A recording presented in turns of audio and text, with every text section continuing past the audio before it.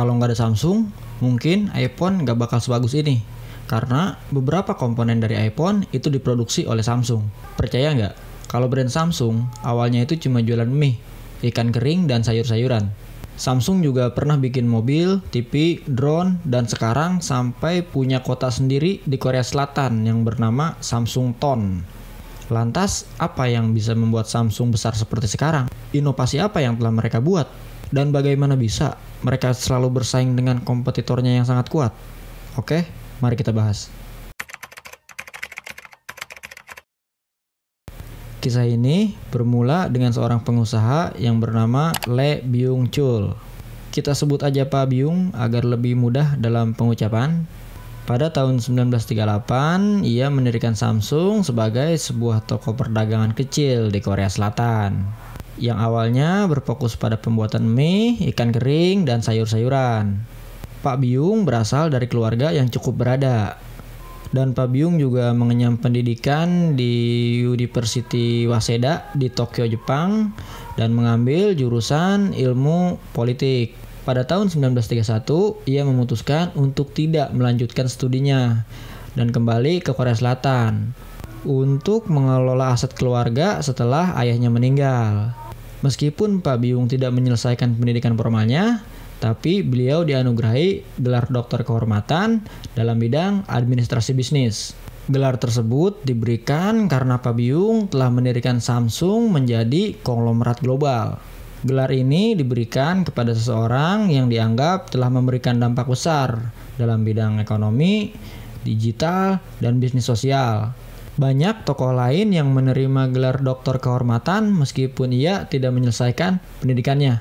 Salah satunya ada Steve Jobs, Bill Gates, dan Mark Zuckerberg.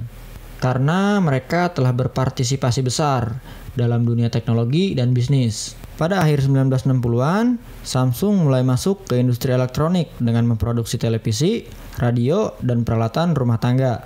Saat itu, televisi tabung dianggap kemajuan teknologi. Samsung tahu betul bahwa industri elektronik punya masa depan cerah. Jadi, mereka nggak mau ketinggalan. Meskipun mulai memproduksi televisi hitam putih pertamanya pada tahun 1970-an, yaitu Samsung P3202, meskipun sederhana, televisi ini menjadi langkah awal Samsung dalam industri elektronik. Pada saat itu, nggak semua orang bisa punya televisi di rumah. Harganya mahal dan hanya orang-orang tertentu yang mampu membelinya.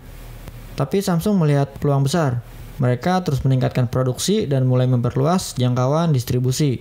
Dari yang awalnya hanya menjual di Korea Selatan, mereka akhirnya mulai mengekspor ke negara lain. Bukan cuma televisi, Samsung juga mulai membuat radio dan peralatan rumah tangga seperti kulkas, mesin cuci, dan kipas angin.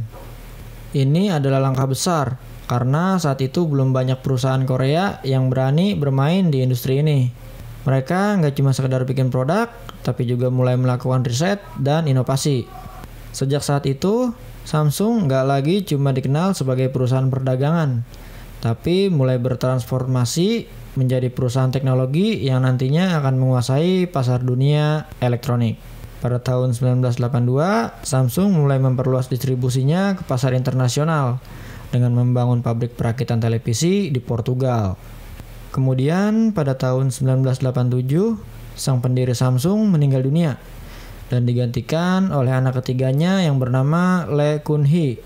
Dari sinilah lini bisnis utamanya Samsung berubah. Samsung memasuki era baru, dari sebelumnya hanya menjadi original equipment manufaktur, menjadi perusahaan transaksional di pasar dunia. Setahun kemudian, mereka memilih peralatan rumah tangga, telekomunikasi, dan semikonduktor sebagai lini bisnis utamanya.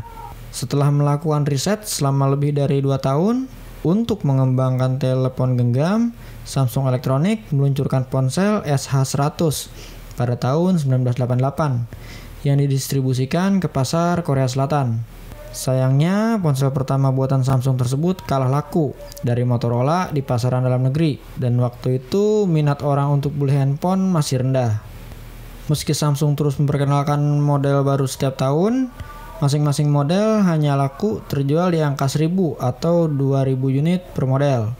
Perjalanan Samsung untuk menguasai pasar telepon genggam dijalani dengan jatuh bangun dan gagalnya produk mereka di pasaran. Meski tak mudah, akan tetapi Samsung tetap teguh pada pendiriannya.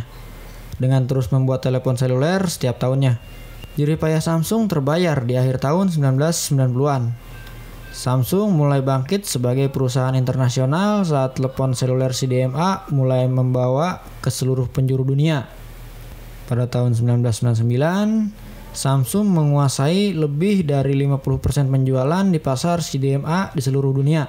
Untuk mencapai pertumbuhan yang signifikan di dunia telepon seluler, Samsung masuk menembus pasar GSM. Cabang konstruksi Samsung mendapat kontrak untuk membangun salah satu menara Petronas di Malaysia, Taipei di Taiwan, dan Burj Khalifah di Uni Emirat Arab. Samsung menjadi produsen chip memori terbesar di dunia pada tahun 1992 dan merupakan pembuatan chip terbesar kedua di dunia setelah Intel. Pada tahun 2000-an, Samsung bekerja sama dengan perusahaan ponsel asal Denmark, perusahaan Dekal, untuk membuat model GSM pertama yang membawa logo Samsung, yakni SGH100. Lalu Samsung membuat telepon seluler mereka sendiri, yakni SGH200, yang dibuat untuk pelanggan Eropa. Sayangnya, handphone GSM buatan Samsung masih kalah laku dibanding handphone buatan Nokia, Motorola, dan Sony Ericsson. Waktu terus berlalu, telepon seluler model SGH600 diluncurkan. Disinilah kejayaan Samsung di industri telepon genggam mulai terlihat. Samsung mengganti strategi pemasaran mereka dengan mengarah konsumen kelas atas dan mengganti posisi brand image mereka sebagai produsen telepon seluler kelas bawah. Namun, keputusan Lee Kun-hee untuk mengubah strategi bisnis Samsung membuat perusahaan yang berada di bawah kendali berhasil dan membuat Samsung dianugerahi penghargaan Best Manufacturer oleh Mobile News Awards sebanyak 2 kali. Di tahun 2010, Samsung meluncurkan lini produksi andalan mereka, yaitu Samsung Galaxy, yang berhasil menjadi smartphone terlaris di dunia dan menggeser posisi iPhone. Samsung merilis jam tangan pintar Android yang diberi nama Samsung Galaxy Gears yang diluncurkan dalam ajang Samsung Unpacked pada tahun 2013. Perangkat ini berfungsi sebagai perangkat pendamping bagi semua telepon pintar. Kolaborasi Samsung dan Android berhasil membawa Samsung menguasai pasar smartphone dalam 1 dekade terakhir. Hampir setiap tahun, Samsung merilis smartphone terbaru mereka dari mulai seri S, seri A, seri E, seri Note, hingga seri J. Pada Agustus 2016, Samsung Electronics meluncurkan smartphone Galaxy Note 7. Namun, pada awal September 2016, Samsung menghentikan penjualan ponsel dan mengumumkan penarikan informal. Ini terjadi setelah beberapa unit memiliki baterai cacat yang menyebabkan smartphone menghasilkan panas yang berlebihan dan mengarah pada kebakaran serta ledakan. Samsung mengganti unit telepon yang ditarik dengan versi baru. Kemudian ditemukan bahwa versi baru Galaxy Note 7 juga mengalami kerusakan baterai. Samsung kemudian menarik semua smartphone Galaxy Note 7 di seluruh dunia pada 10 Oktober 2016. Dari semenjak berdirinya Samsung pada tahun 1969, hingga tahun 2019, Samsung sudah banyak melakukan inovasi dan perubahan dalam memproduksi berbagai smartphone, tablet, home appliance, TV, dan sebagainya. Pada tahun 2019, Samsung telah merilis sebuah smartphone seri M, yaitu Samsung Galaxy M20, dengan kapasitas baterai lebih besar dari yang lainnya. Tentunya, kehadiran seri M pada seri smartphone Samsung ini dapat menggantikan seri J yang sudah tidak diproduksi lagi.